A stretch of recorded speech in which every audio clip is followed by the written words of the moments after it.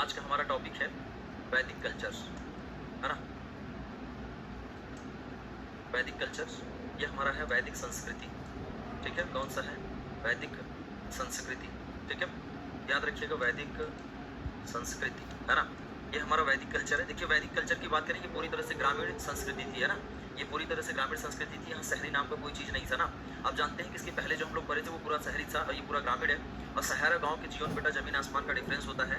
तो इंडस वाली लाइफ थोड़ी सी कॉम्प्लिकेटेड थी, लेकिन यहाँ का जीवन बिल्कुल सरल होगा, शुरुआत से होगा। आप जानते हैं ग्रामीण जीवन की विशेषता क्या होती है? पशुपालन होता है, खेती होता है ना। तो कहीं ना कहीं ये लोग उसी पे डिपेंडेंट थे। और हमारा जो वैदिक काल है, जो इसका टाइम पीरियड बताया गया है, तो याद रखिएगा जो इसका टाइम पीरियड बताया गया बेटा, वो बताया गया 1500 से लेके 600 ईसा पूर्व तक, है ना। हमारा टाइम क्या है? 1500 से लेके 600 ईसा पूर्व तक। और ये वैदिक कल्चर आपका दो भागों में बढ़ जाता है। एक आपका है ऋग्वैदिक। कौन सा है? ऋग्वैदिक, है ना। ऋग्वैदिक काल, ठीक है। ये दो भागों में बढ़ जाता है आपका, ऋग्वैदिक काल और उत्तर वैदिक काल, है ना। ऋग्वैदिक काल और उत्तर वैदिक काल, ठीक है। ऋग्वैदिक काल और उत्तर वैदिक काल दो भागों में बढ़ जाता है। तो जाहिर सी बात है हमारा टाइम भी दो भागों में बढ़ जाएगा, है ना। ये टाइम आपका हो जाएगा 1500 से लेकर 1000 ईसा पूर्व तक, है ना। और ये आपका टाइम हो जाएगा 1000 से लेकर 600, है ना, ईसा पूर्व तक, ठीक है। इसे बेटा हम बोलते हैं लेटर वैदिक एज। क्या बोलते हैं? तो ये आपका कौन सा है? लेटर वैदिक एज, है ना, लेटर वैदिक एज। और ये कौन सा है आपका? ये ऋग्वैदिक एज है। देखिए ऋग्वैदिक एज, लेटर वैदिक एज का मतलब क्या है? यहाँ पे हमारे पास जानकारी का एक ही स्रोत है, वो कौन सा है बेटा? ऋग्वेद। ऋग्वैदिक काल के बारे में जानने का हमारे पास एक ही स्रोत है, कौन सा? ऋग्वेद। कल वाला पीडीएफ नहीं मिला? पीडीएफ गया होगा, पीडीएफ तो अपलोड हो गया होगा, हमने तुरंत भेज दिया था, है ना।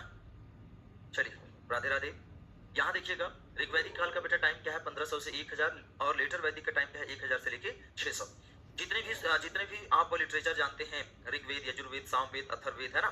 तो ये ध्यान रखिएगा, उसमें से जो ऋग्वैदिक काल है आपका, यहाँ पे एक ही ग्रंथ की रचना की गई थी पूरे टाइम पे, उसका नाम था क्या? ऋग्वेद। इसके अलावा जितना भी लिटरेचर आप जानते हैं, यजुर्वेद, सामवेद, अथर्ववेद, ब्राह्मण ग्रंथ, आरण्य, उपनिषद, है ना, सब बेटा कब लिखे गए? उत्तर वैदिक काल में, ठीक है। तो ऋग्वैदिक काल का सोर्स हमारे पास एक ही होगा, कौन सा होगा? ऋग्वेद, है ना। और जो वैदिक काल को जानने का स्रोत है उनको बोलते हैं वैदिक लिटरेचर। क्या बोलते हैं? वैदिक लिटरेचर यानी वैदिक साहित्य, ठीक है। नहीं अपलोड नहीं हुआ है तो बेटा हो सकता है आज हो जाए, है ना, हो सकता है आज हो जाए वैदिक संस्कृति, है ना। चलिए इसको देखते हैं। ये थोड़ा सा इसके बारे में हम लिख देते हैं ना, उसके बाद आपको समझाते हैं, ठीक है। यहाँ पे देखिएगा, ठीक है। चलिए कहाँ बारिश हो रही है? जी हाँ, आज मौसम खराब है, आज इधर भी मौसम खराब है ना। तो देखिए वैदिक शब्द ही आपका वेद से बना है ना। वैदिक शब्द किससे बना है? वेद से बना है, ठीक है। यहाँ देखिएगा वैदिक शब्द, है ना, वैदिक शब्द वेद से बना है, वेद से बना है। वैदिक शब्द किससे बना है बेटा? वेद से बना है ना। वैदिक शब्द किससे बना है? तो आपको याद रखना है कि वैदिक शब्द किससे बना है? आपका वेद से बना है, ठीक है। वैदिक शब्द वेद से बना है। और वेद का तात्पर्य क्या होता है? ये जो वेद है ना, वेद का तात्पर्य क्या होता है? वेद का तात्पर्य, है ना, वेद का तात्पर्य क्या होता है बेटा? ज्ञान। तो आज से याद रखिएगा वेद का तात्पर्य क्या होता है? ज्ञान। वैदिक शब्द किससे बना है? वेद से बना है। वेद का तात्पर्य क्या होता है? ज्ञान, ठीक है। वैदिक संस्कृति, वैदिक संस्कृति यानी वैदिक कल्चर, है ना। वैदिक संस्कृति के निर्माता, वैदिक संस्कृति के निर्माता आर्य माने जाते हैं। कौन माने जाते हैं? आर्य। याद रखिएगा वैदिक संस्कृति का निर्माता कौन है बेटा? आर्य। वैदिक संस्कृति के निर्माता कौन माने जाते हैं? तो आपको याद रखना है वैदिक संस्कृति के निर्माता आर्य माने जाते हैं, है ना। वैदिक संस्कृति के निर्माता कौन थे? आर्य थे, ठीक है। अब आर्य संस्कृत भाषा का शब्द है, याद रखिएगा आर्य संस्कृत भाषा, आर्य संस्कृत भाषा का शब्द है, आर्य संस्कृत भाषा का शब्द है जिसका अर्थ है ना, सर्वश्रेष्ठ। बताओ अगर आपसे पूछा जाए, है ना, तो आर्य का मतलब क्या होता है? तो आर्य का मतलब बेटा क्या होता है? याद रखिएगा ये जो आर्य है ना, आर्य का तात्पर्य क्या होता है? सर्वश्रेष्ठ होता है ना। सर्वश्रेष्ठ का मतलब यहाँ पे क्या है? टेस्ट, ठीक है। अगर आपसे पूछा जाए ऑर्गेनेटर ऑफ द वैदिक कल्चर नोन एज, तो आप बताएंगे सर आर्य। आर्य का मतलब क्या होता है बेटा? सर्वश्रेष्ठ होता है ना। आर्य का मतलब क्या है? सर्वश्रेष्ठ है, ठीक है। आर्य का मतलब क्या है? सर्वश्रेष्ठ है। याद रखिएगा आर्य जो है एक भाषा सूचक शब्द है, प्रजाति सूचक शब्द नहीं है ना। आर्य क्या है? एक भाषा सूचक शब्द है, ठीक है। यहाँ पे देखिएगा आर्य एक भाषा सूचक शब्द है। आर्य एक भाषा सूचक शब्द है, जैसे बता रहे हैं, याद रखिएगा आर्य कैसा शब्द है? आर्य एक भाषा सूचक शब्द है, ठीक है। आर्य कैसा शब्द है? तो आपको याद रखना है आर्य एक भाषा सूचक शब्द है ना, ये प्रजाति सूचक नहीं है। ये पूछा जाता है पेपर में, प्रजाति सूचक नहीं है, ठीक है, प्रजाति सूचक शब्द नहीं बल्कि कैसा है, भाषा, है ना। तो याद रखिएगा आर्यों को लिपि का ज्ञान नहीं था, ठीक है, आर्यों को लिपि का ज्ञान नहीं था, लिपि का ज्ञान नहीं था। ज्ञान, लिपि मतलब क्या होता है बेटा, स्क्रिप्ट, है ना, लिपि मतलब क्या होता है, स्क्रिप्ट। आर्यों को लिपि का ज्ञान नहीं था, ठीक है, आर्यों को लिपि का ज्ञान नहीं था। वे अपने ज्ञान को एक पीढ़ी से दूसरी पीढ़ी तक पहुंचाने के सुन के ज्ञान को बांटा करते थे ना, सुन के मतलब जैसे मुझे ज्ञान है फिर हम सुनाएंगे, फिर हम सुनाएंगे, फिर हम सुनाएंगे, ये लिखते नहीं थे। अपने ज्ञान को ट्रांसफर करने के लिए सुनाने का सहारा लेते थे, बोलने का सहारा लेते थे। और ये आपको ध्यान रखना है कि इनको लिपि का ज्ञान नहीं था, लिखना नहीं जानते थे ना ये। तो सारे बच्चे ध्यान से एक बार बोर्ड की तरफ देख लीजिएगा। वैदिक शब्द वेद से बना है, वेद का तात्पर्य क्या होता है, ज्ञान। वैदिक संस्कृति के निर्माता कौन माने जाते हैं, आर्य थे। आर्य संस्कृत भाषा का शब्द है, किसका शब्द है, संस्कृत भाषा का शब्द है, जिसका अर्थ क्या होता है, जिसका अर्थ है सर्वश्रेष्ठ। अगर कोई बोले मैं आर्य हूं ना, अगर कोई बोले मैं आर्य हूं तो इसका मतलब समझ लो सर्वश्रेष्ठ है, ठीक है। और आर्य कैसा सूचक शब्द है बेटा, भाषा सूचक शब्द है, ये प्रजाति सूचक शब्द नहीं है। प्रजाति मतलब स्पीसीज, है ना, ये किसी स्पेसिफिक जाति को शो नहीं करता है ना, ये भाषा सूचक शब्द है। आर्यों को लिपि का ज्ञान नहीं था, आर्यों को लिपि का ज्ञान नहीं था, याद रखिएगा, आर्यों को लिपि का ज्ञान नहीं था, है ना, आर्यों को लिपि का ज्ञान नहीं था। अब चलिए इसके आगे बढ़ते हैं। आर्यों को लिपि का ज्ञान नहीं था, ठीक है, चलिए, आर्यों को लिपि का ज्ञान नहीं था, इसीलिए वैदिक साहित्य को श्रुति साहित्य कहते हैं। इतनी बातें समझ में आ गई होंगी, है ना। आर्यों को लिपि का ज्ञान नहीं था, ठीक है। चलिए, लिपि का मतलब क्या होता है, लिपि का मतलब स्क्रिप्ट बेटा, जो हम लिखते हैं, है ना, जो हम लिखते हैं उसे क्या बोलते हैं, लिपि। और जो हम बोलते हैं वो हमारी क्या है, भाषा। जैसे हमारी भाषा क्या है, हिंदी, और हमारी लिपि क्या है, देवनागरी, ठीक है। चलिए अगले पेज पे चलते हैं, नेक्स्ट, ठीक है। तो याद रखिएगा,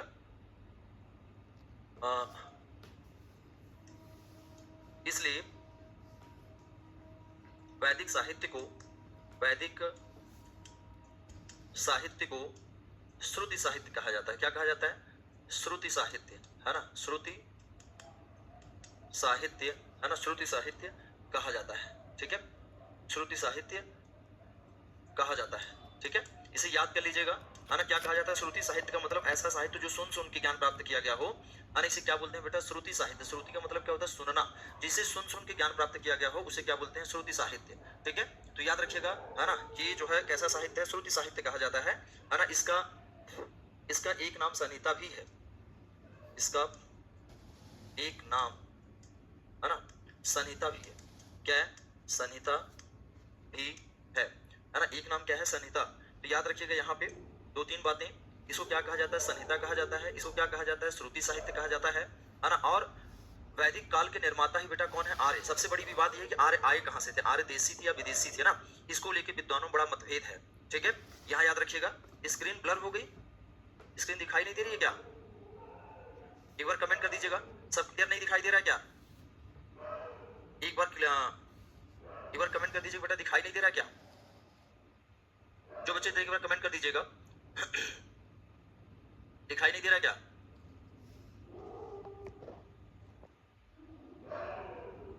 क्लियर है, ठीक है। चलिए, तो यहाँ पे देखिए, मैंने आपको बताया था Vedic culture divide in two parts, Rigvedic and later Vedic period, है ना।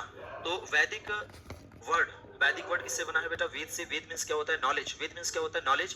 वैदिक कल्चर ऑर्गेनाइज्ड बाय द आर्य। आर्य कहां, आर्य का मतलब क्या होता है, सर्वश्रेष्ठ। आर्य कैसा सूचक शब्द है, एक संस्कृत का भाषा सूचक शब्द है, पेपर पूछा जाएगा। भाषा सूचक शब्द है कि जाति सूचक, सही आंसर क्या होगा, भाषा सूचक शब्द है ना।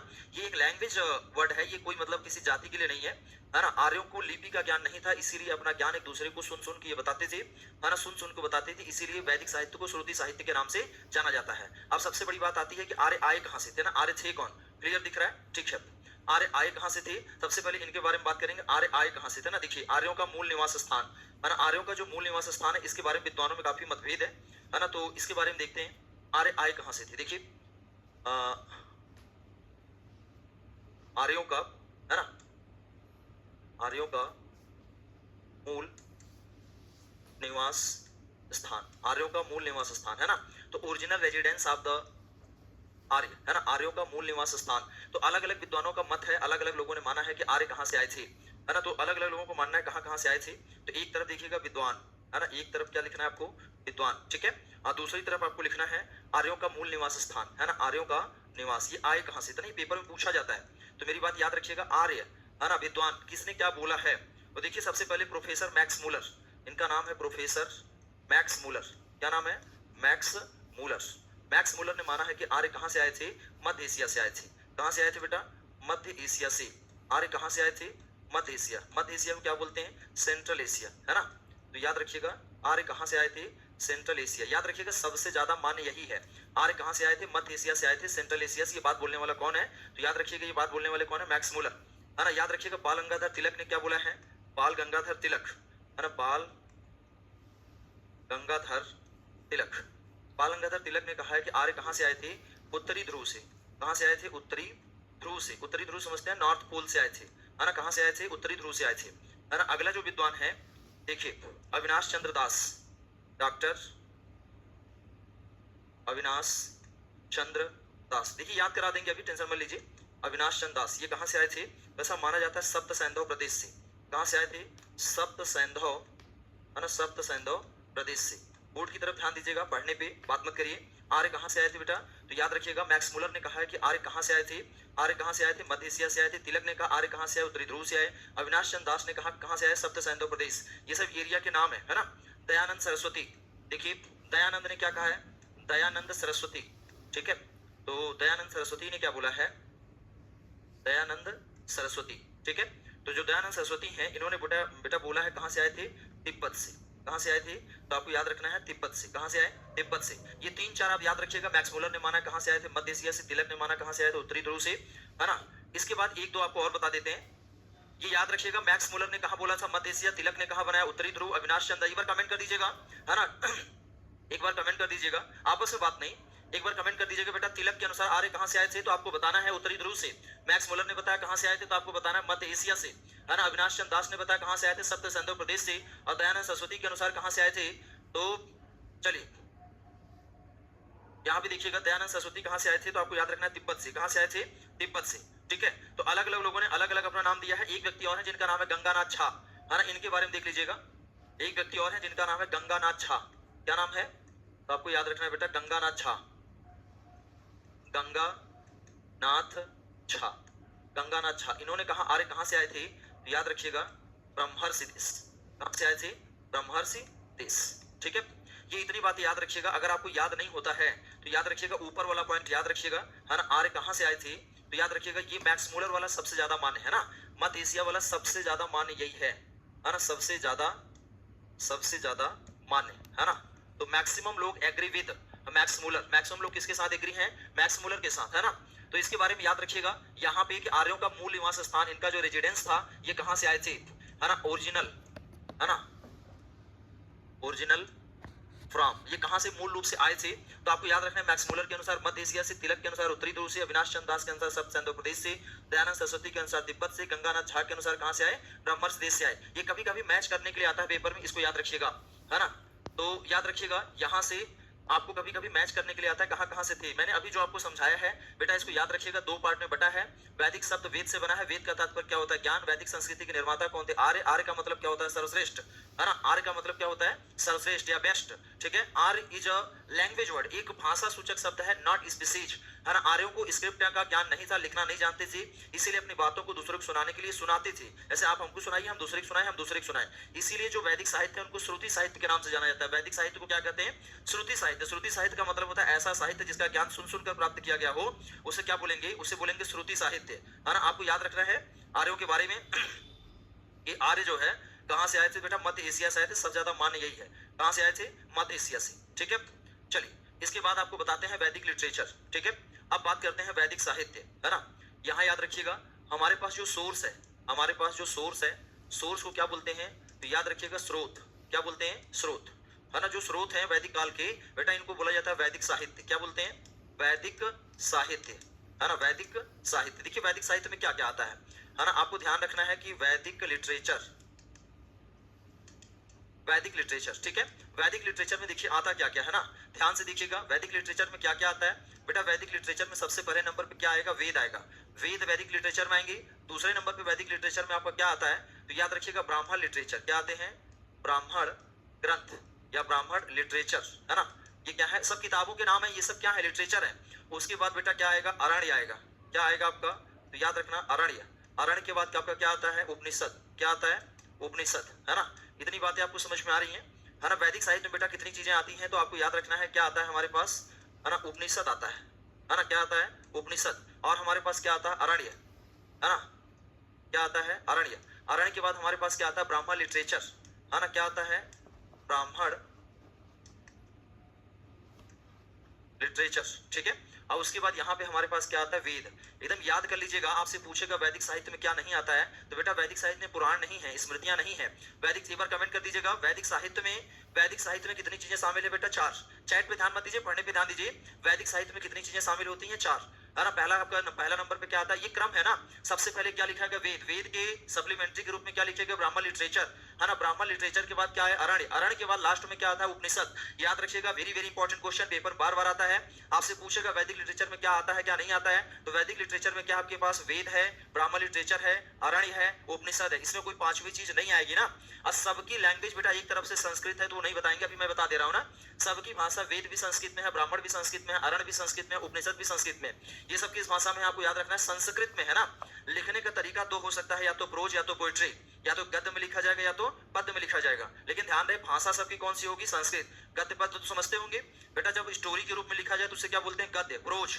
और जब पोएम के रूप में लिखा जाए तो उसे बोलते हैं पोएट्री, कविता के रूप में ना। जैसे ट्विंकल ट्विंकल लिटिल स्टार्स, ये क्या है आपका, ये पद्य है ना। लेकिन अगर आपसे बताया जा रहा है, एक समय की बात है ना, पहले ऐसी घटना घटी थी, उस समय ऐसा नहीं होना चाहिए था। अगर इस तरह से बातचीत के फॉर्म में कहा जाए तो इसे क्या बोलते हैं, गद्य बोलते हैं। यहाँ पे देखिएगा, जो वेद है ना, ध्यान से देखिएगा, ये समझ में आ जाएंगे बेटा। जो वेद है मैक्सिमम, जो मैक्सिमम वेद हैं प्रायः, जो मैक्सिमम वेद हैं प्रायः पद्य में लिखे गए। किसमें लिखे गए हैं, पद्य में लिखे गए, है ना। किसमें लिखे गए बेटा, पद्य में लिखे गए, ठीक है। यानी मैक्सिमम, है ना, मैक्सिमम वेद इन पोएट्री। ज्यादातर वेद किसमें है आपके, पद्य में लिखे गए ना। याद रखिएगा, ज्यादातर वेद किसमें लिखे गए, पद्य में। पद्य का मतलब क्या होता है, पोएट्री, ठीक है। लेकिन इसका एक अपवाद है ना, एक्सेप्शन। तो इसका जो एक्सेप्शन है उसको भी देख लीजिएगा। एक्सेप्शन, इसका एक्सेप्शन कौन सा है, तो आपको याद रखना है बेटा, अपवाद। अपवाद में कौन सा वेद आता है आपका, यजुर्वेद। कौन सा है आपका, यजुर्वेद, है ना। ये जो यजुर्वेद है, ये आपका गद्य और प्लस पद्य दोनों में लिखा जाता है ना। तो आपको याद रखना है, वेद ज्यादातर किस में लिखे गए, जरा कमेंट करिएगा, ज्यादातर वेद बेटा किस में लिखे गए, पद्य में, है ना। वेद जी हाँ, पद्य में लिखे गए हैं। लेकिन ध्यान रहे, कुछ ऐसा है जो गद्य में लिखा गया, एक है, उसका नाम क्या है बेटा, यजुर्वेद, है ना। इतनी बातें देखिएगा। ब्राह्मण लिटरेचर, ब्राह्मण लिटरेचर किस में लिखे गए हैं, तो याद रखिएगा ओनली प्रोज, है ना। ये किस में लिखे गए, ओनली प्रोज। ये किस में लिखे गए हैं, तो आपको याद रखना है सिर्फ गद्य में। किस में लिखे गए, सिर्फ गद्य में। तो याद रखिएगा, आपसे पूछेगा वैदिक साहित्य का ऐसा कौन सा भाग है जो सिर्फ गद्य में लिखा गया, उसका सही आंसर आपका क्या होगा, ब्राह्मण लिटरेचर। क्या हो जाएगा बताइए, ब्राह्मण लिटरेचर, है ना। अरण्य, अरण्य बेटा किस में लिखे गए, अरण्य आपके लिखे गए गद्य प्लस पद्य, है ना, गद्य प्लस पद्य। उपनिषद भी आपका किस में लिखे गए, तो याद रखिएगा गद्य प्लस पद्य, है ना। इतनी बातें याद रखिएगा, है ना। ये प्रोज पोएट्री, है ना, प्रोज पोएट्री, ओनली प्रोज। यहाँ पे किसी भी पोएट्री का इस्तेमाल नहीं किया गया है ब्राह्मण लिटरेचर में, याद रखना है आपको, है ना। तो मुझे उम्मीद है ये समझ में आ गया होगा। सबकी भाषा क्या है बेटा, संस्कृत है। एक तरफ से जान लीजिएगा, वैदिक साहित्य बहुत इंपॉर्टेंट है। वैदिक साहित्य में कितनी चीजें आती है, जरा कमेंट करिएगा, कमेंट कर दीजिएगा। तो हिमांशु लिख रहे हैं, लिपि का ज्ञान नहीं देते, यह साहित्य कैसे लिखा गया होगा गुरुजी, अभी बता रहे ना। चलिए याद रखिएगा। तो बेटा ये वैदिक साहित्य बाद में लिखे गए हैं ना। उस समय पे इनके पास ऐसा माना जाता है कि नहीं था, जो वेद हैं वो एक दूसरे से, गुरु और शिष्य की परंपरा चलती थी, उन्हें सुन सुन के, वेद बहुत पहले के है ना। ये तो जब लिखा गया है तब की बात। हाँ, 4 4 4, वेरी गुड, सब बच्चे सही बता रहे हैं। अब देखिएगा, सबसे पहले बेटा यहीं पे आपको उपनिषद के बारे में बता देते हैं, बाकी अगले पेज पे बताएंगे ना। उपनिषद के बारे में देखिएगा थोड़ा सा, जो उपनिषद है आपका, है ना, इसके बारे में देखिए। उपनिषद का मतलब होता है, उपनिषद उपधन निकट, गुरु के पास बैठकर जो ज्ञान प्राप्त किया जाए उसे क्या बोलते हैं, उपनिषद, है ना। तो यहाँ याद रखिएगा, इसका मतलब क्या होता है, उप प्लस निकट, है ना। उप प्लस निकट, उप का मतलब निकट का मतलब, है ना, गुरु के पास, है ना, गुरु के पास बैठकर, गुरु के पास बैठकर ज्ञान प्राप्त करना, है ना। गुरु के पास बैठकर ज्ञान प्राप्त करना क्या कहलाता है आपका, उपनिषद। यानी सिट नियर द टीचर, है ना, गुरु के पास बैठकर सिट नियर द टीचर, है ना, ये क्या होता है आपका उपनिषद। जो उपनिषद हैं, याद रखिएगा, जो उपनिषद हैं आपके, है ना बेटा, जो उपनिषद हैं याद रखिएगा, इनको क्या बोला जाता है, वेदांत। उपनिषदों का नाम क्या है, वेदांत, ठीक है। उपनिषद को क्या बोलते हैं? वेदांत। ये वेदों के अंतिम भाग हैं। अगर आप वेद नहीं पढ़ पाते हैं तो क्या पढ़ लीजिए? उपनिषद पढ़ लीजिए, है ना। उपनिषद पढ़ लीजिए, आपको वेदों का ज्ञान हो जाएगा। तो ऐसा ज्ञान जो गुरु के पास बैठकर प्राप्त किया जाए उसे क्या बोलते हैं? उपनिषद बोलते हैं। जो उपनिषद है, Upanishad is known as Vedanta because Upanishad is last part of the Veda. ये वेदों के अंतिम भाग है, इसी कारण से इनको उपनिषद के नाम से जानते हैं, है ना। If you can't read Veda then you can read Upanishad. अगर आप वेद नहीं पढ़ सकते हैं तो आप क्या पढ़ लीजिए? उपनिषद पढ़ लीजिए। Upanishad is as like summary conclusion of the Veda, है ना। ये समझ लीजिए वेदों की क्या है? समरी है, कंक्लूजन है। इनको पढ़ के आराम से अंदाजा लगा सकते हैं कि वेदों में कहा क्या गया है ना। तो उपनिषद बहुत ऊंची चीज है। उपनिषदों में हमेशा फिलॉसफी की बात की गई है। जरा देखिएगा उपनिषद का सब्जेक्ट क्या है ना, उपनिषद में क्या क्या पढ़ा जाता है। तो उपनिषद का सब्जेक्ट बेटा क्या है? उपनिषद का सब्जेक्ट क्या है? दर्शन। उपनिषद का सब्जेक्ट क्या है? दर्शन, आत्मा, है ना, आत्मा और किसके बारे में? परमात्मा, है ना। इतनी बातें याद रखना है। तो आत्मा, परमात्मा, दर्शन के बारे में बात कहाँ किया गया? उपनिषदों में किया गया ना। इस चार्ट को जैसे बना रहे हैं ऐसे याद कर लीजिएगा। देखा आपको उपनिषदों में किसका अध्ययन नहीं होता है, तो आपको याद रखना है उपनिषद में क्या पढ़ते हैं? Philosophy, soul, God. दर्शन का मतलब क्या है? फिलोसफिकल बातें की गई है ना, भविष्य में क्या होना चाहिए, क्या नहीं होना चाहिए, कैसे होना चाहिए, इसकी बातें की गई। आत्मा बेटा, जहां आत्मा होगा वहां परमात्मा होगा, जहां परमात्मा होगा वहां आत्मा होगा, और जहां आत्मा परमात्मा दोनों होंगे वहीं पे दर्शन होगा, है ना। तो उपनिषद की जो बातें हैं वो किससे रिलेटेड है? सोल, गॉड, है ना, और फिलॉसफी यानी परलौकिक जगत की बात की गई है जो हमको दिखाई नहीं पड़ता है ना। ईश्वर दिखाई पड़ता है ना, आत्मा दिखाई पड़ती है ना, और दर्शन दिखाई पड़ता है। दर्शन का मतलब होता है वही ना कि जो फ्यूचर की बात करे, है ना, ऐसी बातें करे जिसको हम लोग ना सोच पाए। उपनिषद में ऐसी बातें बताने का प्रयास किया गया है। अरण्य का मतलब क्या होता है? देखिए अरण्य का मतलब क्या होता है? जंगल। अरण्य का मतलब क्या होता है? जंगल। सारा मंगल कहाँ होता था? जंगल में, है ना। इनका पूरा मंगल कहाँ होता था? जंगल में। अरण्य का मतलब क्या होता है बेटा? तो याद रखिएगा, जंगल, है ना। अरण्य का मतलब क्या होता है? जंगल। तो ऐसे लिटरेचर जिनकी रचना कहाँ की गई? जंगलों में की गई। पहले जानते जंगल वाला ही कॉन्सेप्ट था ना। जो चेला होता था वो जाता था पढ़ने, है ना। 4 से 6 के बीच में पढ़ाई होती थी। कुछ लिखना नहीं, डायरेक्ट याद कर लेना है ना। पहले की पढ़ाई ऐसे ही चलती थी, कुछ लिखना नहीं। 4 बजे से गुरुजी बोलेंगे, 6 बजे तक पढ़ना है, उसके बाद जाना है, लकड़ी बीन के लाना है, गुरु की सेवा करना है, फिर आना है, गुरु का पैर दबाना है और सो जाना है ना। और सुबह 3 बजे जग के 4 बजे पढ़ने बैठ जाना है। आपका टाइम तो एकदम उल्टा है। 3 बजे उठा तो समझ में नहीं आएगा चल क्या रहा है ना। आप लोग रात तक पढ़ते हैं, सवेरे देर तक सोते हैं। पहले ऐसा नहीं था, जल्दी सोते थे, भोर में उठते थे। भोर के टाइम को बोला जाता है ब्रह्म मुहूर्त, है ना। क्या बोला जाता है? ब्रह्म मुहूर्त। बेटा अरण्य की रचना कहाँ की गई थी? जंगलों में की गई थी ना। ब्राह्मण ग्रंथ क्या है? देखिए ब्राह्मण ग्रंथ जो है ना, ब्राह्मणों ने अपनी प्रशंसा में लिखा है। ब्राह्मणों ने अपनी प्रशंसा में लिखा है ना। इसे खुद ब्राह्मणों ने लिखा है, ब्राह्मण के बारे में लिखा है, तारीफ भी ब्राह्मण की गई है। कोई भी ब्राह्मण ग्रंथ रिस्पेक्टेबल नहीं है, याद रखिएगा। सारे ब्राह्मण ग्रंथ नेगेटिविटी शो करते हैं, है ना। लेकिन एक ब्राह्मण ग्रंथ रिस्पेक्टेबल था, है, आगे भी रहेगा, उसके बारे में अभी बात करेंगे। फिलहाल इस पेज में आपको इतना ही जानना था। अगले पेज पे चलते हैं, आपको बताते हैं वेद के बारे में, है ना। तो यहाँ पे याद रखिएगा, ठीक है। अब नेक्स्ट पेज पे चलते हैं, चलिए आगे बढ़ते हैं, ठीक है। यहाँ पे देखिएगा, अब बात की जाती है बेटा वेद की, है ना। देखिए वेद हमने बताया संस्कृत के विद धातु से बना है। किससे बना है? संस्कृत के विद धातु से बना है। वेद किससे बना है? संस्कृत के विद धातु से, है ना, विद धातु से बना है ना। संस्कृत के विद धातु से बना है और जिसका तात्पर्य क्या होता है ना, जिसका तात्पर्य का मतलब मीनिंग, है ना। मीनिंग क्या होता है बेटा? ज्ञान। वेद जो है ये ज्ञान के भंडार है ना। वेद क्या है? ज्ञान के भंडार है। वेदों को क्या कहा जाता है? अपौरुषेय। क्या कहा जाता है? अपौरुषेय। अपौरुषेय का मतलब क्या होता है? जो पुरुषों की बस की बात ना हो, है ना। जो पुरुषों के बस की बात ना हो, जो पुरुषों के बस की बात ना हो, उसे क्या बोलेंगे? अपौरुषेय, है ना। याद रखिएगा, जो वेद हैं इनको गॉड गिफ्टेड माना जाता है ना। ये दैवी है। वेद क्या है? दैवी है, गॉड गिफ्टेड है ना। ये जो है गॉड गिफ्टेड है ना, गॉड गिफ्टेड है। याद रखिएगा, वेदों को डायरेक्ट भगवान ने लिखा है। इनका जो कलेक्शन किए हैं, संकलन करता, है ना, जो बेटा संकलन करता है वेदों के, संकलन करता, है ना, उनका नाम है महर्षि वेद व्यास। क्या नाम है? महर्षि वेद व्यास। क्या नाम है? तो आपको याद रखना है महर्षि वेद व्यास। संकलन करता क्या होता है? ये जगह जगह बिखरे हुए थे, इनका कलेक्शन किया है।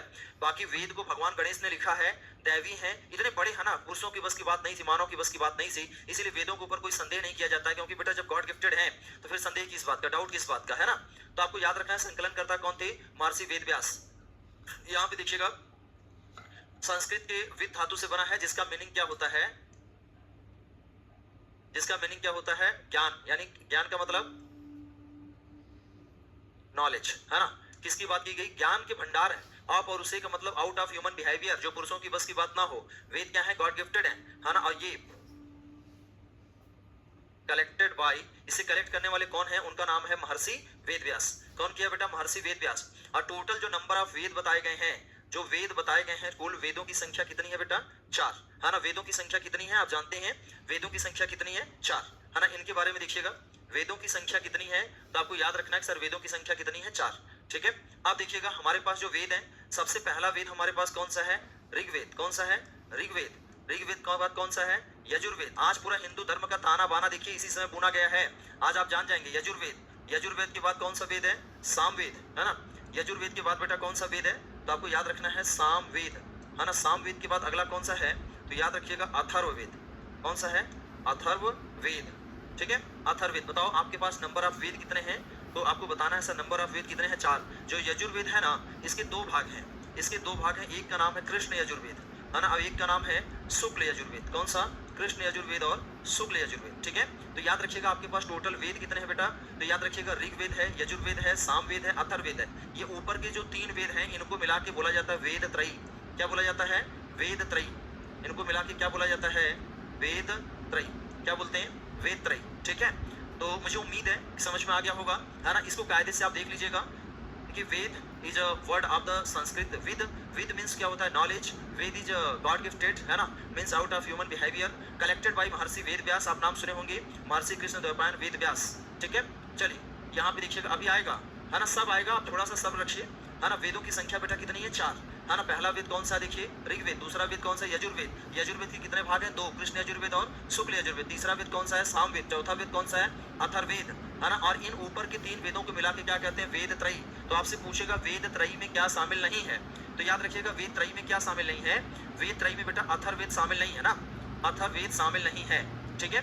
तो आज आप अपना वैदिक कल्चर, अपना हिंदू धर्म जान जाएंगे, और इसी तरह जब इस्लाम पढ़ेंगे तो इस्लाम जान जाएंगे, है ना। हम लोग को सारे धर्मों के बारे में जानकारी होनी चाहिए, थोड़ा थोड़ा, मतलब आपके हिसाब से हमने काफ़ी कुछ बता दिया है ना। आपको इतनी जानकारी सफिशिएंट है ना। अब इसके आगे बढ़ते हैं, ठीक है। तो याद रखिएगा, जो आगे बढ़ते हैं, देखिए वैदिक सभ्यता की जानकारी हमें विदेशों से भी मिलती है। कहाँ से मिलती है? विदेशों से भी मिलती है ना। वैदिक सभ्यता की जानकारी हमको कहाँ से मिलती है बेटा? विदेश से मिलती है। एक अभिलेख मिलता है मध्य एशिया में जिसका नाम है बोगाज कोई अभिलेख, है ना। फिलहाल हम आपको आगे बताते हैं ऋग्वेद, यजुर्वेद, सामवेद, अथर्ववेद, है ना, इनके बारे में बता दिए हैं। चलिए इसके आगे बढ़ते हैं, मैं उम्मीद करता हूँ समझ में आ गया होगा, है ना। चलिए नेक्स्ट, ठीक है। यहाँ पे याद रखिएगा वेदों से संबंधित अभिलेख, है ना। तो याद रखिएगा वैदिक काल से संबंधित अभिलेख, वैदिक काल से संबंधित अभिलेख, एक अभिलेख भी मिलता है उसके बारे में देख लेते हैं। वैदिक काल से, है ना, वैदिक काल से संबंधित अभिलेख, है ना, वैदिक काल से संबंधित अभिलेख। आधुनिक तुर्की, है ना, आधुनिक तुर्की, तुर्की का नाम सुने हैं जिसका नाम आजकल तुर्की हो गया है ना, आधुनिक तुर्की, ठीक है। वैदिक काल से संबंधित अभिलेख आधुनिक तुर्की, बोगाज कोई से 1400 ईसा पूर्व का मिला है। आधुनिक तुर्की, है ना, बोगाज कोई, है ना, बोगाज कोई, बोगाज कोई अभिलेख, इसका नाम क्या है? बोगाज कोई अभिलेख, है ना, 1400 ईसा पूर्व का मिला है। कितने का? 1400 ईसा पूर्व का अभिलेख, है ना। तो आपको याद रखना है 1400 ईसा पूर्व का अभिलेख मिला है, बोगाज कोई अभिलेख, है ना। ये 1400 ईसा पूर्व का अभिलेख है, कहाँ से मिलता है बेटा? तो याद रखना है ना, आधुनिक तुर्की में पड़ता है, पश्चिमी एशिया माइनर मिला है ना। तो बोगाज कोई अभिलेख, इसमें 2 कबीले मिलते हैं, है ना, 2 कबीले। कबीला मतलब समझते हैं, छोटा छोटा जब लोग ग्रुप बना के रहते हैं तो उसको क्या बोला जाता है? कबीला, है ना। 2 कबीले मिलते हैं, 2 कबीले मिले हैं बेटा जिनका नाम है खत्ती और मितन्नी। क्या नाम है? खत्ती एंड मितन्नी, है ना। कौन कौन अगले हैं? खत्ती और मितन्नी। इन दोनों के बीच में क्या होगा? इन दोनों के बीच में बेटा होगा संधि। इन दोनों के बीच में क्या होगा? संधि। संधि को क्या बोलते हैं? ट्रीटी, है ना। फिर से देखिएगा, है ना, इनका कैसे संबंध है? ये वैदिक काल से संबंधित अभिलेख आधुनिक तुर्की, इसको बोलते हैं एशिया माइनर। क्या बोला जाता है? एशिया माइनर, है ना, एशिया माइनर। इसका नाम क्या है? बोगाज कोई अभिलेख। बोगाज कोई अभिलेख कब से मिला है? 1400 ईसा पूर्व से। ध्यान से देखिएगा, अगर आप नहीं सुने होंगे तो आज सुन लीजिए ना, पेपर में दे देगा सबसे पुराना अभिलेख वैदिक काल से संबंधित कौन सा है, तो आपको बताना है बोगाज कोई अभिलेख है। बोगाज कोई अभिलेख कहां से मिला है? तुर्की से मिला है। ये पश्चिम एशिया माइनर, है ना। याद रखिएगा इसमें 2 कबीले हैं। कबीला का नाम क्या है? एक का नाम है खत्ती, एक का नाम है मितन्नी। इन दोनों के बीच में समझौता हो रहा है, और इसी समझौते में, इन दोनों कबीलों के बीच में समझौता कराने में वैदिक देवताओं का बहुत बड़ा योगदान है। वही आपसे पूछता है कि इस कबीले में, इस अभिलेख में कौन कौन से वैदिक देवता का उल्लेख मिलता है ना। तो आपको याद रखना है कि कुछ देवता जो है इसमें साक्षी माने गए ना, कुछ देवता से संधि हो रही है तो कुछ लोग बैठते हैं ना, तो इसमें ध्यान दीजिएगा। तो यहाँ पे प्रमाण मिलता है इंद्र, मित्र, वरुण, नासत्य वैदिक देवताओं का उल्लेख मिलता है ना। यहाँ देखिएगा इस अभिलेख में, इस अभिलेख का मतलब बोगाज कोई अभिलेख, इस अभिलेख का मतलब कौन सा अभिलेख है ना, बोगाज कोई अभिलेख है ना, बोगाज कोई अभिलेख। देखिए जिस हिसाब से आप पढ़ रहे हैं ना, आप पढ़ लेंगे तो हमें नहीं लगता है कोई भी क्वेश्चन आपका बाहर जाए, आप कोई भी एग्जाम दें। अब पेट तो बहुत छोटा एग्जाम है ना, पेट देंगे, लेखपाल देंगे, लोअर पीसीएस, कोई भी एग्जाम आप देंगे, अगर इतिहास आएगा एक बार आप पढ़ रहे हैं ना, यकीन मानिए आपको लाइफ टाइम ये काम आने वाला है। ये टॉपिक बहुत छोटे में भी पढ़ाया जा सकता है, लेकिन नहीं है ना, आपको पूरा डिटेल में ही पढ़ाने के लिए बोला गया। इसलिए बेटा पेपर कठिन आ रहे हैं ना, अगर हम कायदे से नहीं पढ़ेंगे तो क्वेश्चन नहीं मिलेंगे। और जानते हैं सबसे ज्यादा कम क्वेश्चन अगर फंसते हैं तो जीएस के, तो अगर हम कायदे से पढ़े रहेंगे तो क्वेश्चन मिलेंगे, ये पक्की बात है। इसलिए ईमानदारी से जो पढ़ाया जा रहा है ना, उसको आप फोकस करते जाइए, लाइन टू लाइन पढ़ते जाइए, बस आपकी इतनी सी ड्यूटी है ना। इस अभिलेख यानी बोगाज कोई अभिलेख में कितने देवताओं को उल्लेख मिलता है? 4, है ना। कितने देवता बोगाज कोई अभिलेख में, याद रखिए कितने देवता को उल्लेख मिलता है बेटा? 4। बोगाज कोई अभिलेख में 4 देवता, है ना, 4 वैदिक देवता। कितने देवता हैं? 4 वैदिक देवता। 4 वैदिक देवता को उल्लेख है, जिनका नाम है इंद्र, मित्र, है ना, इंद्र, मित्र, वरुण, है ना, नासत्य। बताओ कितने देवता को उल्लेख है? हमारे साथ साथ एक बार कमेंट कर दीजिएगा सारे बच्चे। बताओ बोगाज कोई अभिलेख में कितने देवताओं को उल्लेख मिलता है बेटा? तो क्या नाम है? इंद्र नाम है, मित्र नाम है, वरुण नाम है, नासत्य नाम है। और 2 कबीले जिनके भी समझौता हो रहा है, कौन है? खत्ती और मितन्नी। इन दोनों के समझौता कराने में इन देवताओं का बहुत बड़ा रोल है ना। तो इसका मतलब है कि वहां तक वैदिक सभ्यता का प्रसार था। इस अभिलेख से हमें यही पता चलता है ना। इंद्र, मित्र, वरुण, नासत्य, है ना, इन देवताओं को उल्लेख कहां मिलता है? तो आपको याद रखना है कहां मिलता है ना। अब आप जान गए हैं, चलिए आगे बढ़ते हैं, ठीक है।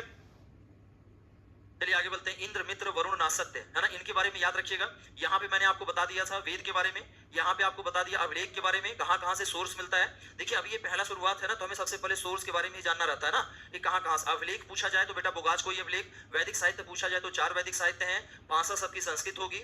इस अभिलेख में कितने वैदिक देवताओं को उल्लेख मिलता है बेटा? 4, जिनका नाम है इंद्र, मित्र, वरुण, नासत्य, है ना। क्या नाम है? तो इनका नाम है इंद्र, मित्र, वरुण और नासत्य, ठीक है। कितने देवताओं को उल्लेख मिलता है? आपको याद रखना है 4 देवताओं को उल्लेख मिलता है। 5वां देवता कोई आपसे दे देगा, आप पूछेगा कौन से देवता का उल्लेख नहीं मिलता है ना, तो आपको याद रखना है कितने देवताओं को उल्लेख मिलता है बेटा? 4, ठीक है। तो यहां पे याद रखिएगा। आगे बढ़ते हैं, देखिए आगे देखिए ऋग वैदिक काल में, है ना, यहाँ पे एक वर्ड आपको बता दें जो सबसे पहले पेज पे आपको बताया था, ठीक है, कि ऋग वैदिक काल में बेटा लोहे का ज्ञान नहीं था। यहाँ पे लोहे का ज्ञान नहीं, यानी आयरन से ये परिचित नहीं थे। और उत्तर वैदिक काल में लोहे का ज्ञान हो गया था ना, ये याद रखिएगा, लोहे का ज्ञान हो गया था, ठीक है। ये अपने आप में एक बड़ी बात है। ये लोहे से परिचित नहीं है, ये लोहे से परिचित है। लोहा जानते होंगे ना, लोहा मतलब ये इंट्रोड्यूस विद आयरन, है ना, इनका जो है इंट्रो विद आयरन, ये लोहे से परिचित थे, जबकि ये लोग लोहे से परिचित नहीं थे। ये लोहे से परिचित थे जबकि ये लोग लोहे से परिचित नहीं थे, ठीक है। तो याद रखिएगा। अब इसके आगे चलते हैं, ठीक है,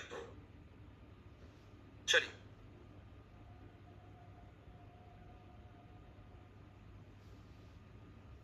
ठीक है। यहां देखिएगा, अब सबसे बात करते हैं। हमने आपको बताया था हमारे पास वेद कितने हैं? 4। सबसे पुराना वेद कौन सा है बेटा? ऋग्वेद। कौन सा है? ऋग्वेद, है ना। ऋग्वेद के बारे में आपको ध्यान रखना है। देखिए ऋग्वेद आपका सबसे पुराना है, सबसे बड़ा है। कौन सा वेद है हमारा? तो आपको याद रखना है कि सर कौन सा वेद है हमारा? ऋग्वेद, है ना। तो याद रखिएगा ऋग्वेद के बारे में 2-3 लाइनें, है ना। सबसे बड़ा एवं सबसे पुराना, सबसे बड़ा एवं सबसे पुराना, सबसे बड़ा एवं सबसे पुराना वेद, ठीक है। इसके बारे में याद रखिएगा,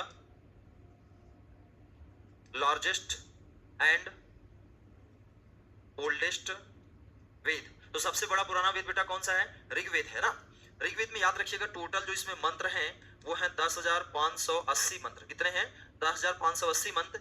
इसमें जो सूक्त हैं, सूक्त की संख्या कितनी है? 1028, है ना। और ऋग्वेद में जो मंडल हैं, मंडल की संख्या कितनी है बेटा?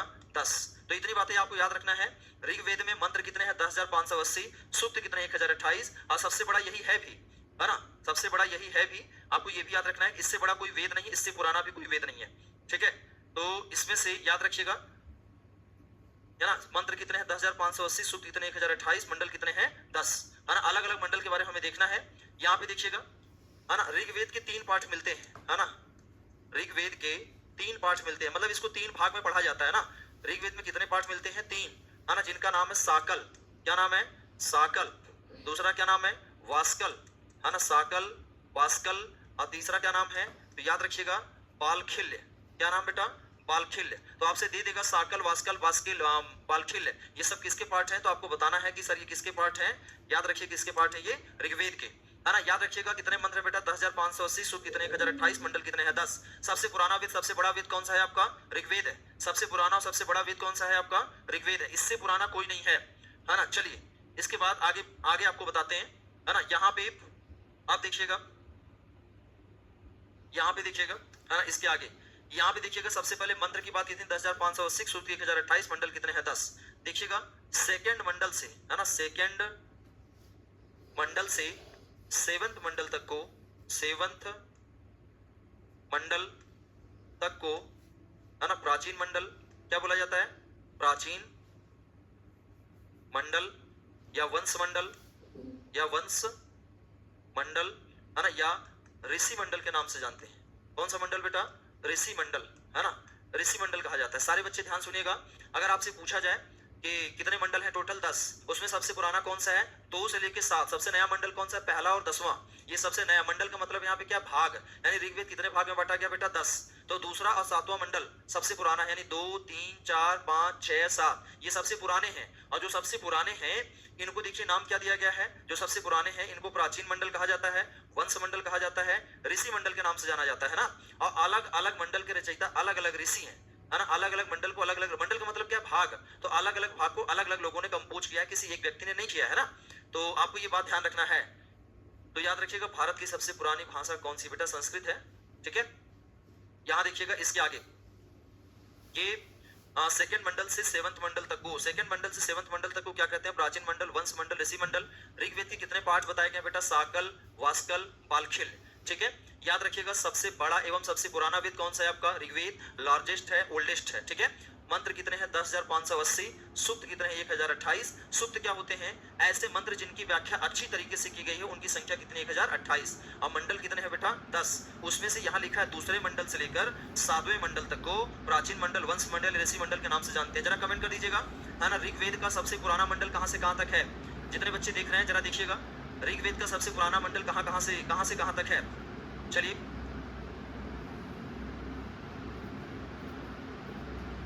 ऋग्वेद का सबसे पुराना मंडल कहां से कहां तक? एक बार कमेंट कर दीजिए बेटा, ऋग्वेद का सबसे पुराना मंडल कहां से कहां तक है?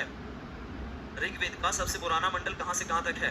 आपस में बात मत करिए। हाँ, 2 से 7, 2 से 7। देखिए मैक्सिमम लोग इसमें पढ़ रहे हैं, है ना। बाकी भाई 2-4 लोग तो होते ही हैं जो पढ़ते ही नहीं, खाली बात करते रहते हैं। देखिए 2 से लेके 7, 2 से लेके 7, वेरी गुड, वेरी नाइस, है ना, एक्सीलेंट।